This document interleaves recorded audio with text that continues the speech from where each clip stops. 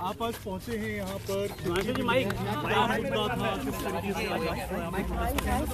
देखिए, दिल्ली के अंदर जो जल संकट है इस भीषण गर्मी के अंदर, वो दिन प्रतिदिन नहीं हर क्षण जो है गंभीर रूप ले रहा है। दिल्ली के अंदर यमुना में पानी का स्तर नीचे जाने की वजह से पानी का प्रोडक्शन कम है, जिसकी वजह से पानी की आपूर्ति कम हो पा रही है।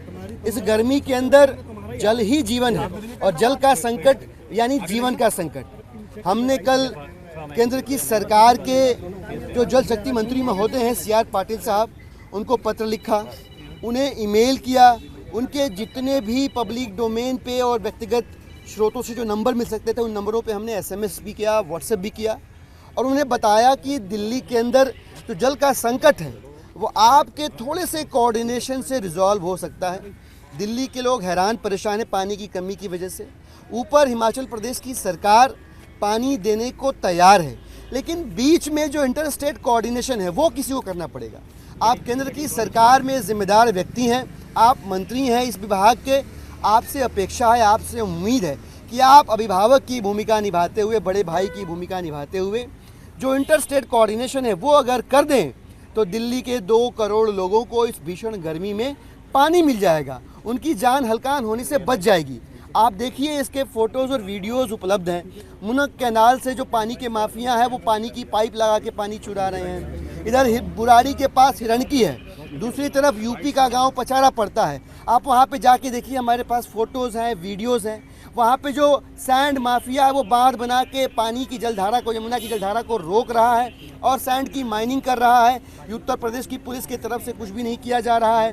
तो ये ऐसे छोटे छोटे अवरोध हैं जिसमें केंद्र की सरकार का ज़रा सा सहयोग मिल जाएगा अगर, तो दिल्ली के लोगों को इस भीषण गर्मी में जल संकट से राहत मिल जाएगी। दिल्ली की सरकार के मंत्री अतिशी जी, दिल्ली की सरकार के विधायक सभी ग्राउंड पे हैं। दिल्ली की सरकार का जो सरकारी महकमा है वो भी ग्राउंड पे है। DM, SDM सभी लगातार जो है ये इंश्योर करने की कोशिश कर रहे हैं कि किसी भी कीमत पे पानी की वेस्टेज ना हो, पानी की लीकेज ना हो। ऐसे में हम यहाँ पे CR पाटिल साहब के निवास स्थान पे इस उम्मीद के साथ आए थे कि हमारी बात सुन ली जाएगी। हमें पता चला मंत्री महोदय नहीं है, उनकी अपनी व्यस्तताएं हो सकती हैं, लेकिन दिल्ली की जनता की बात कहेगा कौन? हम ही कहेंगे। हम दिल्ली की जनता के प्रतिनिधि हैं। उसी भाव, उसी उम्मीद से हम सिर्फ अपनी बात रखने, दिल्ली की जनता की पीड़ा कहने के लिए यहाँ उपस्थित थे।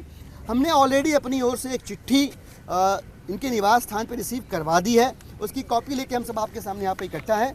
आपके ज़रिए भी उन तक ये बात पहुँच जाए और उनकी ओर से अगर थोड़ा सा भी कम्युनिकेशन हो जाए, कोऑर्डिनेशन हो जाए, तो दिल्ली के करोड़ों लोगों को इस भीषण गर्मी में पानी के संकट से राहत मिल जाएगी। हम उम्मीद करते हैं। नहीं उपाय, हमने यहाँ के पुलिस प्रशासन से बात करी, उन्होंने सूचित किया कि घर पे कोई है नहीं। हालांकि कल हमने लेटर रिसीव करवाया था, घर पे जो भी था उसने लेटर रिसीव करके साइन करके हमने रिसीविंग दी थी हमें।